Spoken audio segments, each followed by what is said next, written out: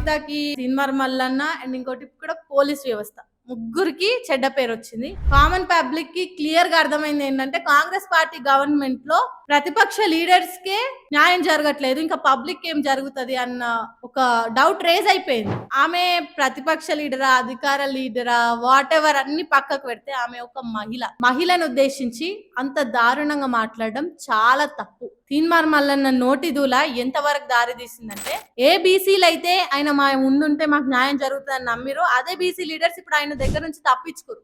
ఆయన చేస్తున్న అక్రమాలు, దందాలు, ఆయన మాటలు. మొన్ననే అన్నాడా, కాంగ్రెస్ పార్టీ నన్ను సస్పెండ్ చేసింది, కాంగ్రెస్ పార్టీకి నాకు సంబంధం లేదు, బీసీకి సంబంధించి కులగణన చేస్తే తప్పు, అది దాని పెద్ద ఎట్లాంటి ఇట్లా అసలు ఎవరికి రావు అట్లాంటి మాటలు మాట్లాడు. అట్లాంటి వ్యక్తి మళ్ళీ మొన్న సభ జరిగినప్పుడు రేవంత్ రెడ్డి వెనకల్నే ఉన్నాడు. పార్టీ సస్పెండ్ చేసిన వ్యక్తి మళ్ళీ రేవంత్ రెడ్డి వెనకల్నే తిరగడం అంటే ఏమన్నట్టు? లైక్ పబ్లిక్ ని పిచ్చోళ్ళని చేస్తురా వీళ్ళు?